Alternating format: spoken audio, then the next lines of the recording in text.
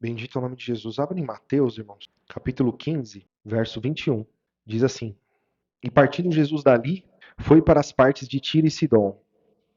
E eis que uma mulher cananeia, que saíra daquelas cercanias, clamou, dizendo: Senhor, filho de Davi, tem misericórdia de mim, que minha filha está miseravelmente endemoniada. Mas ele não lhe respondeu palavra. E os seus discípulos, chegando a ele, rogaram-lhe, dizendo: Despede-a, que vem gritando atrás de nós. E ele respondendo disse: Eu não fui enviado, senão as ovelhas perdidas da casa de Israel. Então chegou ela e adorou, dizendo: Senhor, socorre-me. Ele, porém, respondendo, disse: Não é bom pegar no pão dos filhos e deitá-lo aos cachorrinhos.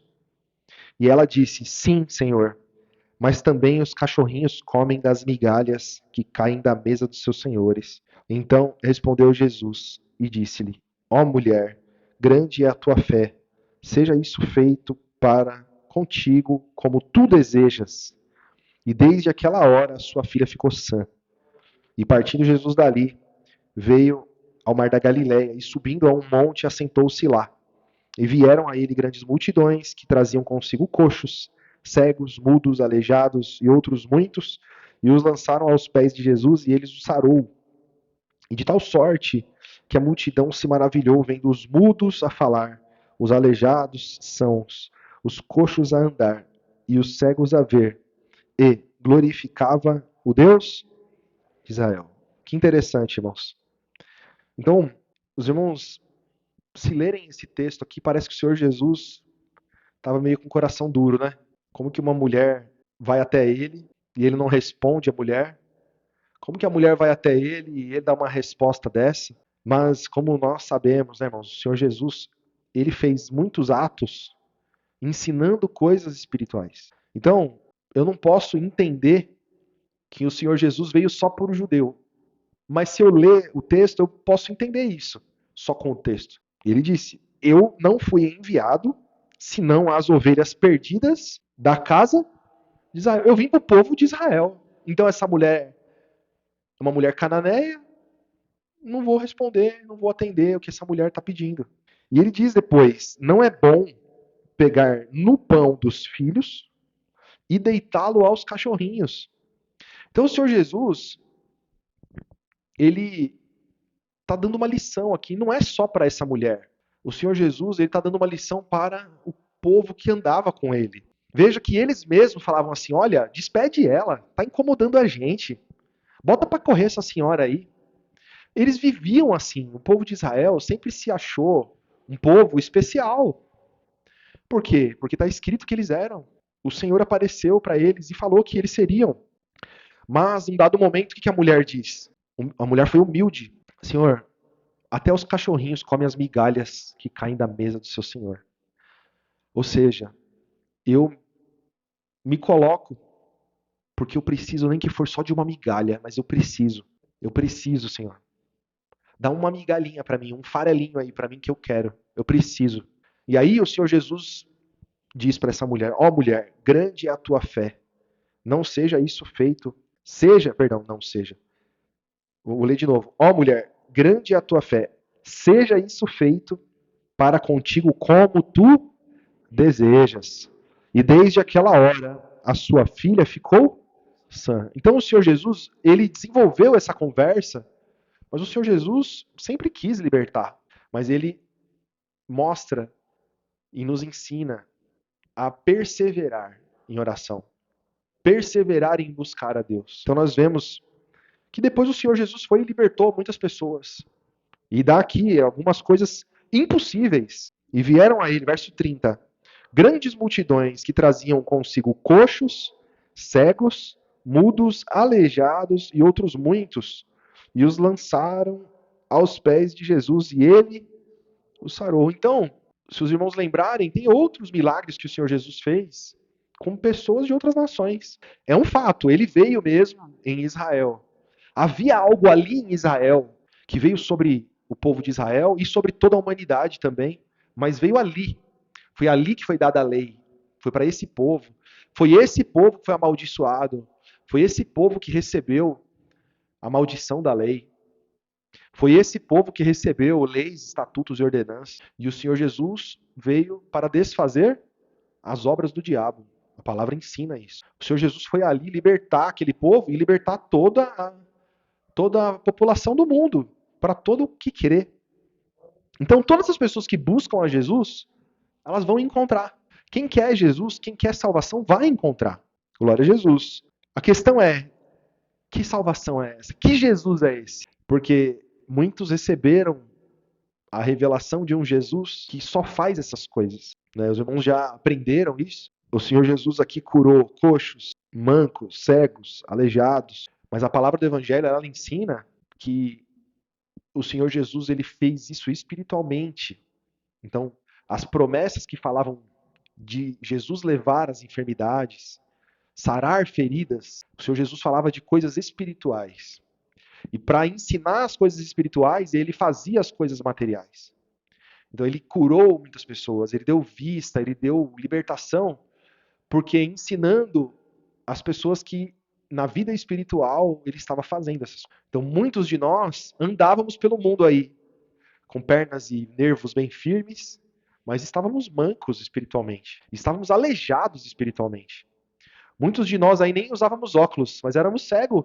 Nós estávamos cegos. E Jesus Cristo nos deu vista, iluminou os nossos olhos. Estávamos nas trevas e ele nos deu vida. Estávamos mortos e ele nos deu vida. Mortos em ofensas e pecados. Glória a Jesus. Então, meus irmãos, vamos agora para um outro texto, Lucas 18. Então, irmão Denis, eu não vou orar mais. Eu não vou orar mais para me libertar de nenhuma enfermidade, porque tudo que o Senhor Jesus fez é só espiritual. O que ele fez lá naquela época era só para ensinar, e agora ele não faz mais essas coisas porque ele já ensinou. Agora a coisa com ele é espiritual. Irmão, não é isso, né, irmãos? Não mesmo.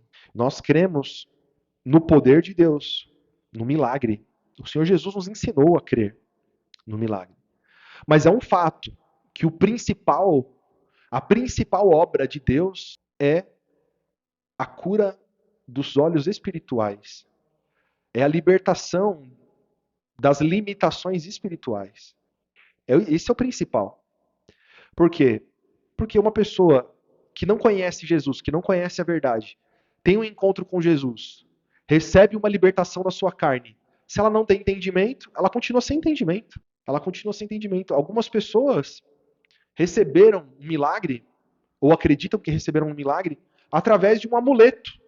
E elas carregam esse amuleto no bolso. E elas vão condenadas para o lago de fogo por causa disso. Mas, por causa de uma fé errada, um falso entendimento, estão presos muitas vezes em um ídolo. E não numa fé genuína. Então, o principal é nós crermos através da verdade. Eu posso conviver com uma enfermidade incurável a vida inteira e suportar isso e receber a vida eterna no fim. Eu posso. Glória a Jesus. Eu posso, por que eu não posso? Claro que eu posso. Agora, eu posso passar todo esse tempo orando. Eu posso viver a minha vida sempre acreditando que Deus vai me libertar e que Ele pode me libertar. Mesmo aceitando, mesmo não murmurando, mas eu sei que Ele é bom, eu vou continuar pedindo. Então, essa lição ela é muito importante para nós. E esse texto aqui, irmãos, é capítulo 18, verso 1. E contou-lhes também uma parábola sobre o dever de orar sempre e nunca desfalecer, dizendo: havia numa cidade um certo juiz, que nem a Deus temia e nem respeitava o homem. Parece que está falando do Brasil, né? Havia também naquela mesma cidade uma certa viúva, que ia ter com ele, dizendo: faze-me justiça contra o meu adversário. E por algum tempo não quis atendê-la. Mas depois disse consigo: ainda que não temo a Deus e nem respeito os homens, todavia, como essa viúva me molesta, hei de fazer-lhe justiça, para que enfim não volte e me importune muito. E disse o Senhor: ouvi o que diz o injusto juiz. E Deus não fará justiça aos seus escolhidos que clamam de dia e de noite, ainda que tardio para com eles? Digo-vos que depressa lhes fará justiça. Quando, porém, vier o Filho do Homem, porventura achará fé na terra? Então, O Senhor, ele termina essa lição, essa parábola, fazendo uma pergunta. Quando, porém, vier o Filho do Homem, porventura achará fé na terra? Então essa é uma pergunta, irmãos, que nos faz pensar de que as pessoas iriam perder a fé. As pessoas iriam perder. Quando o Senhor Jesus voltar, haverá fé. Por quê, irmãos? Ele, ele usou aqui uma parábola que uma pessoa que é injusta, uma pessoa que é um que tem algum poder, não teme a Deus, não respeita os homens, ela acaba fazendo porque existe uma insistência, uma perseverança em pedir. Ah, eu tô cansado de ver essa mulher aqui batendo na minha porta, choramingando, não aguento mais ouvir essa mulher. Faz o seguinte, ó, qual que é a causa dela aí? Vamos resolver esse problema dessa mulher, que eu tô de saco cheio dessa mulher. Não aguento mais. Então, o mundo, ou um justo juiz, ele age assim. Aí o que o Senhor Jesus falou? Agora vocês imaginam um Deus que é bom e o filho dele lhe pedindo. Como vocês acham que será o comportamento dele? Então veja, qual que é a resposta de Deus? Que a sua vontade é boa, é perfeita e é agradável. Qual que é a vontade de Deus? Então, irmãos, é claro, né? Aí eu não posso me pegar também somente nesse texto. Eu vou pegar, por exemplo, a passagem, eu não vou abrir porque senão não vai dar tempo, mas o Senhor Jesus, ele, num dado momento, ele avisou os discípulos que ele seria preso, que ele seria morto. Pedro falou o que para ele? Senhor, você está dizendo que nós te abandonaremos, mas eu vou com o Senhor até a morte. Eu sou capaz de morrer pelo Senhor. O Senhor Jesus falou: você morrer por mim? Não vai morrer, não. Você vai me negar. Você vai me negar. E aí, quando os soldados vieram, Pedro estava disposto a morrer. Sacou a espada.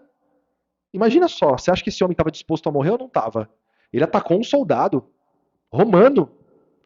O povo de Israel estava pagando imposto para os romanos, porque não tinha poder de guerra para lutar contra eles. Então, quando Pedro sacou a espada, ele sacou para morrer. Ele ia atacar naquele momento aquele soldado e depois ele iria morrer. E o Senhor Jesus falou: olha, guarda a sua espada, porque quem ferir com espada vai ser morto à espada. Ou seja, o Senhor Jesus disse para eles: vocês não vão sair do que vocês aprenderam. E vocês vieram para padecer, para ser perseguido, não para lutar a luta do mundo. Vocês vão padecer. Não foi para isso. Guarda a espada aí. Aí Pedro guardou a espada. Aí quando ele precisava confessar o nome de Jesus, aí ele negou. Então, na hora de lutar com as armas da carne, ele estava pronto para lutar com as armas da carne. Mas quando ele precisava lutar com as armas do Espírito, ele não estava pronto. E o Senhor Jesus, depois de ter falado, avisado muitas vezes que isso aconteceria, né?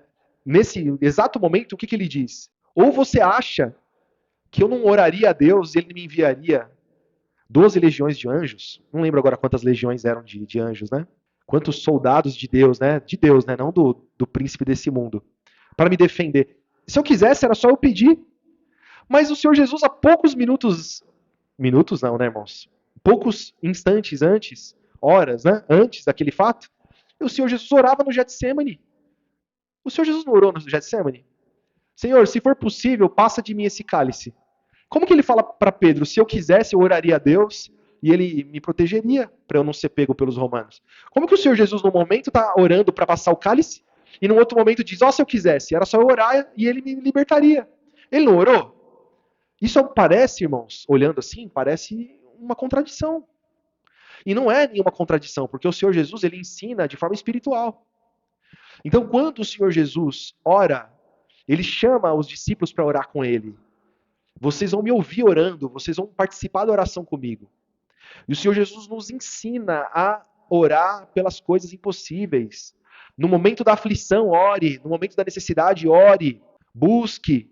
Se for possível, passa isso de mim, Senhor. Se for possível, se isso me fizer bem, se isso daqui não for motivo depois de eu te abandonar, eu não quero. Se essa libertação que vier sobre a minha vida me fizer depois eu me desviar, eu não quero. Eu quero de acordo com a sua vontade. Eu quero que o Senhor faça para que seja positivo para a minha vida espiritual, porque a minha vida espiritual está acima de tudo. Então, Senhor Jesus, porque esse pedido é importante. É importante, irmãos.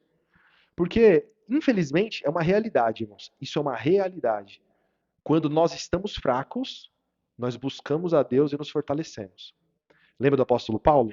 que foi posto um espinho na carne dele, e ele orou 3 vezes a Deus para que lhe passasse aquilo, que o mensageiro de Satanás esbofeteava ele, e ele ouviu o Senhor Jesus falar para ele, né? A minha graça te basta, porque o meu poder se aperfeiçoa na fraqueza. E ele entendeu, ele falou, então, eu compreendo, então, que eu vou me gloriar, me alegrar nas minhas fraquezas, eu vou aproveitar esse momento de dificuldade aqui, porque é nesse momento de dificuldade aqui que eu vou ser forte.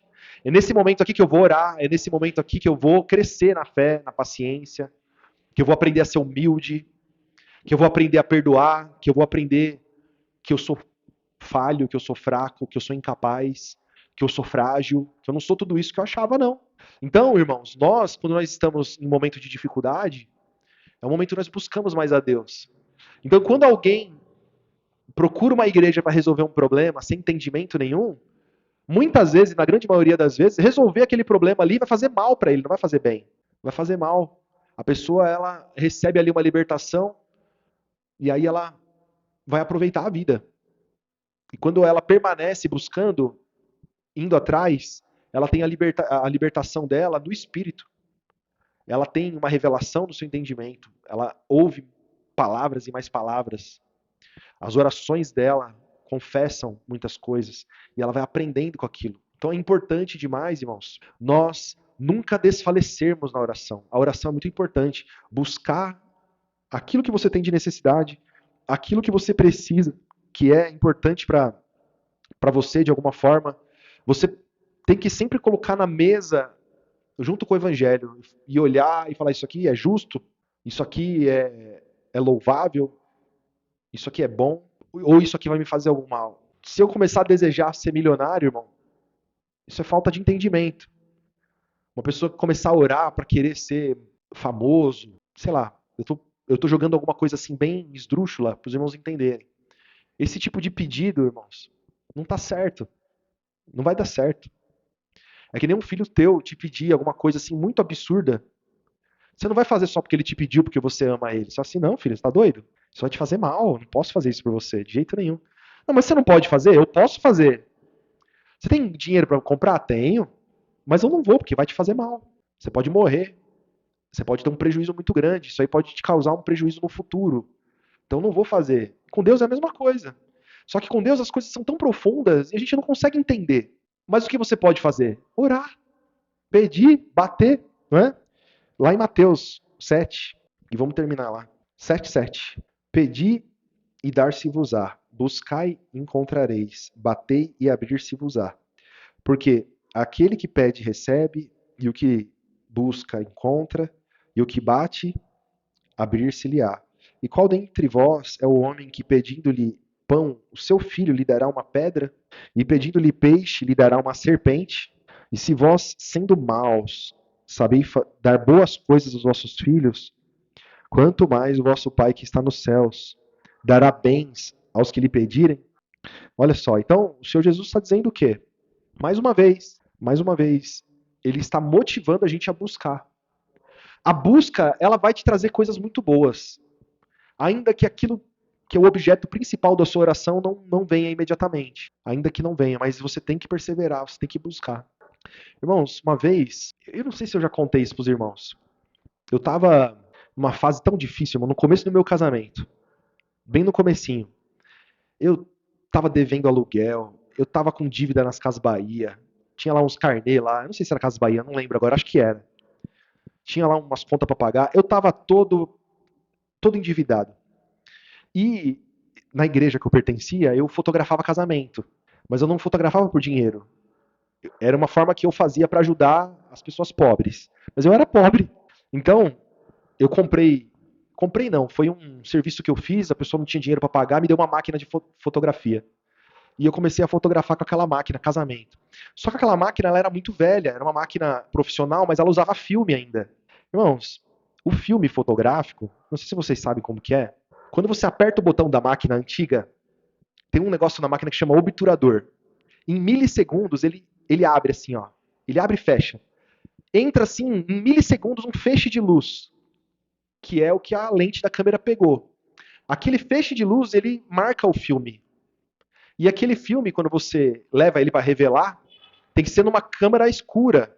Você leva aquele filme lá, mergulha lá num produto químico, e aí aquele negativo ultra sensível à luz, ele fica um negativo, ele fica com a imagem ali gravada para sempre, vamos dizer assim, né? Aí não perde mais. Aí você pode exibir ele na luz que ele não queima mais. E aí, bom, vou contar a história, né? Aí eu fotografava casamento. Não ganhava um centavo, eu só perdia, porque eu gastava combustível, eu comprava filme, aí eu comprava álbum, aí eu mandava revelar as fotos, né? Então eu gastava muito dinheiro. E o que aconteceu? Toda vez que eu fazia, eu levava e mostrava para as pessoas, mostrava para os parentes. Aí um parente apareceu dizendo assim: Ô Denis, minha filha vai fazer 15 anos, eu preciso de um fotógrafo. E a gente viu os álbuns aí que você faz, eu queria que você fotografasse o casamento da minha filha e eu vou pagar para você. E eu precisando de dinheiro, eu falei, eu quero, né? Então eu vou aceitar. Irmão, a festa de adolescente, eu não era profissional, irmãos. Então quando você faz uma coisa de coração, é uma coisa. Quando você está sendo pago, é outra história, né? Chegou lá na hora, o negócio saiu do controle, no desespero lá na hora de trocar um filme por outro, eu pus o filme na máquina e o filme não encaixou. Então eu tava tirando foto ali e o filme não tinha entrado, irmãos. Então eu fotografei sem filme. É como se eu tivesse fotografado sem filme. O filme tava na máquina, mas ele não foi puxado. Eu fazia o movimento ali e não tava puxando o filme. No fim da história, eu perdi o principal, a entrada da debutante. Eu perdi 36 fotos das mais importantes da festa, eu perdi. Aonde que eu quero chegar com isso? Quando eu fui tirar o filme da máquina para pôr o outro filme, eu vi que aquele filme não tinha sido usado. E eu pensei, eu perdi a parte mais importante da festa. Mas eu não vou pôr esse filme de novo aqui na máquina, não. Eu não vou pôr esse filme na máquina. Eu vou guardar e vou orar. Porque quando eu orar, Deus vai fazer esse filme aqui aparecer foto nele. E eu guardei aquele filme que não tinha rodado e pus um outro filme para continuar a fotografar a festa. Irmão, eu cheguei em casa, eu orei em cima desse filme e pedi, e pedi, e pedi, e pedi, e orei, orei, orei, e levei para revelar. Levei para revelar e continuei orando. Na minha cabeça, Deus tinha poder de fazer aqueles flashes lá que saíram lá marcar o filme. Eu acreditava nisso, irmãos. Eu criei, eu fiquei orando, orando, orando, orando, orando. Levei para revelar o filme. Na hora que o filme veio, o filme totalmente virgem. Irmão, eu continuei orando em cima dos negativos, tudo virgem. Até o momento em que eu aceitei e falei, eu tenho que passar por isso. Eu tenho que passar por isso, não tem jeito. E tinha outros problemas envolvidos ali, com a família também. Passei vergonha, foi uma coisa desagradável. Não é só pelo dinheiro. Mas, irmãos, essa frustração não é o que eu quero ensinar para os irmãos. Eu quero que os irmãos entendam que essa simplicidade de você acreditar em algo tão impossível precisa haver dentro de nós. Porque a gente começa a ficar muito cético, irmãos. Nós temos que ter fé. Porque nós servimos um Deus que ele, sim, faz coisas impossíveis. Ele é poderoso para fazer coisas impossíveis. Eu preciso crer e cada um dos irmãos precisam crer no impossível. Mas, acima de tudo, entender que o principal é a nossa salvação e você já tem essa salvação. Você precisa fazer aquilo que é o principal, perseverar na fé.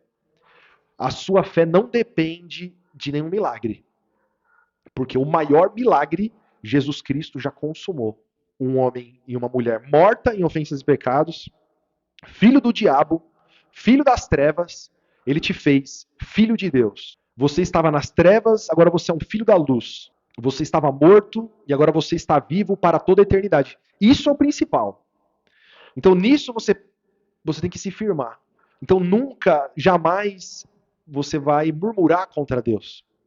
Mas você vai fazer como Jesus ensinou naquele dia. Senhor, se for possível, faça isso. Senhor, é da minha vontade. Senhor, o que eu preciso aprender com isso? Senhor, eu quero muito isso, mas eu não quero isso por causa da minha vaidade. Senhor, se for por causa da minha vaidade, tira isso do meu coração. E você começa, irmãos, cada dia é uma oração diferente. E aquilo vai te aperfeiçoando, aquilo vai te fortalecendo.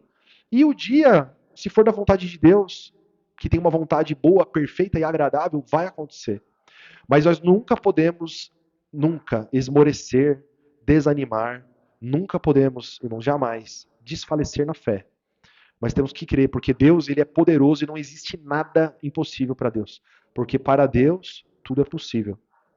Amém? Vamos orar então, irmãos?